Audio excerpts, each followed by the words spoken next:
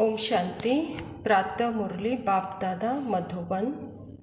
मीठे बच्चे, अंतर्मुखी बन पढ़ाई में तत्पर रहो, श्रीमत पर सदा चलते रहो तो तुम्हारी तकदीर बहुत ऊंच बन जाएगी। यह समय है अपनी तकदीर बनाने का। अंतर्मुखता अर्थात ही आत्मा के धर्म में रहकर मन, बुद्धि और संस्कार को भी शांति का, प्रेम का, आनंद का, ज्ञान का अनुभूति में रहना, अर्थात जो पढ़ाई है उस पढ़ाई में सदा अंतर्मुखी होकर रहना। श्रीमत जो कहता है उस श्रीमत अनुसार ही हमारे कर्म हो तो उससे हमारी तकदीर ऊंच बनेगी। तो बाबा कहता है अपना समय तकदीर बनाने में लगाओ, कहता है बाबा।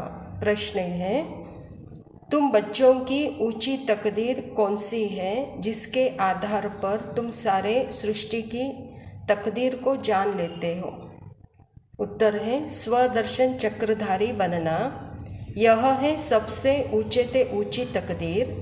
तुम ब्राह्मण अभी स्वदर्शन चक्रधारी बने हो, तुम अपनी भी तकदीर को जानते हो तो सारे सृष्टि की भी तकदीर को जानते हो। बाबा आया है तुम बच्चों की हीरे समान तकदीर बनाने। स्मृति में रहे स्वयं भगवान हमारी तकदीर बनाने के लिए पढ़ा रहा है तो तकदीर बनती रहेगी। बाबा कहता बच्चे ऊंची तकदीर कौन सी है और सारे सृष्टि में सबकी तकदीर कैसी है ये बच्चे जान गए, कहता बाबा। तो सबसे ऊंची तकदीर है स्वदर्शन चक्रधारी, जो स्व का दर्शन करते हैं और स्व का दर्शन करने वाले डायरेक्ट परमात्मा के बच्चे, अर्थात परमात्मा से मिला हुआ ज्ञान, ब्रह्मा से बने ब्राह्मण, जिनको अपनी स्मृति आई है और अपने दर्शन में वो रहते हैं। तो बाबा कहता इस सृष्टि में सबसे ऊंची तकदीर है ब्राह्मणों की, जो सदा स्व के दर्शन में रहते हुए कर्म करते हैं, औरों को भी स्व का दर्शन कराने का सेवा में रहते हैं। गीत है आने वाले कल की तुम तकदीर हो। धारणा के लिए मुख्य सार है अपनी ऊंच तकदीर बनाने में गफलत नहीं करनी है। श्रीमत पर अच्छी रीति चल, पढ़ाई से अपनी तकदीर ऊंच बना और आत्मा का धर्म गफलत से मुक्त अनुभूति कराता है। देहाभिमान गफलत में लाते हैं और आत्माभिमान अलर्ट में रहते हैं। तो बाबा कहता सदा श्रीमत पर रहो। श्रीमत अर्थात ही अपने धर्म में रहो।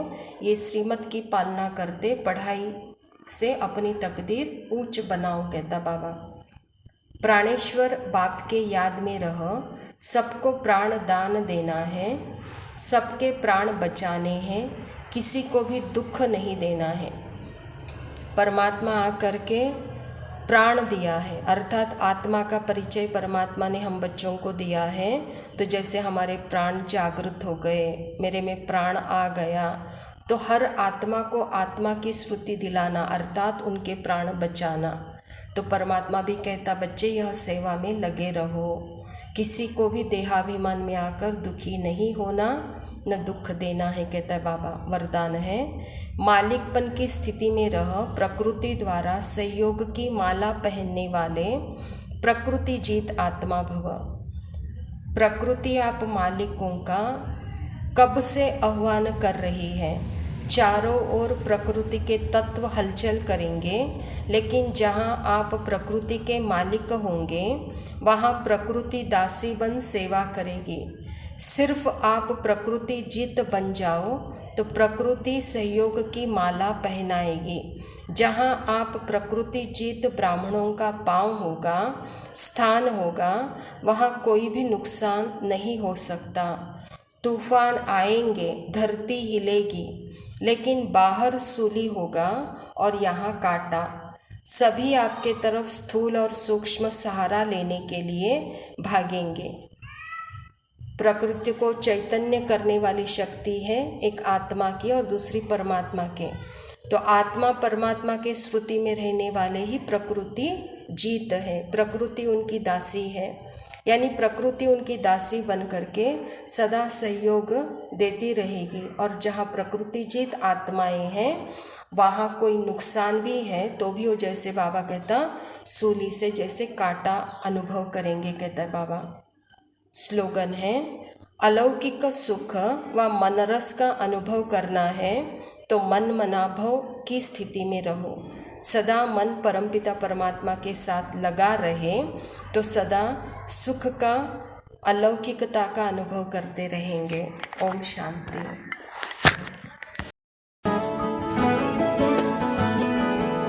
तनु इतना मैं प्यार करां, एक पल विच साबार करां।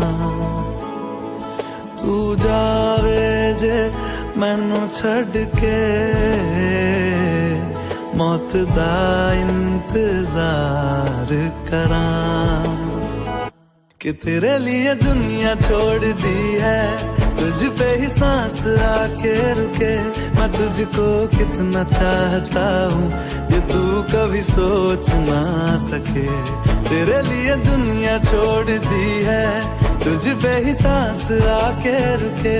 मैं तुझको कितना चाहता हूँ ये तू कभी सोच ना सके।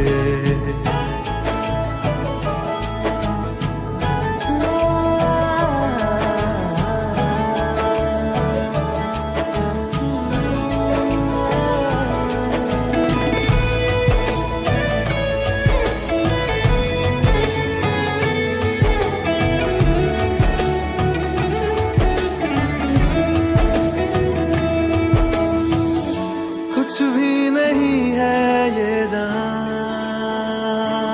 तू है तो है इसमें जिंदगी।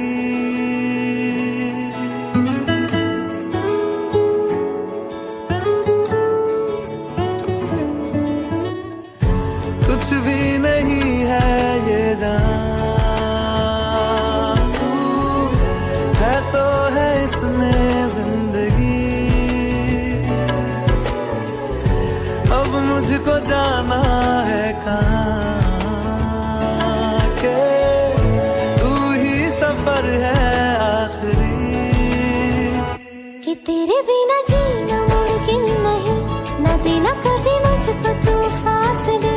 मैं तुझको कितना चाहती हूँ ये तू कभी सोच ना सके। तेरे लिए दुनिया छोड़ दी है, तुझ पे ही सांस आके रुके। मैं तुझको कितना चाहता हूँ ये तू कभी सोच ना सके।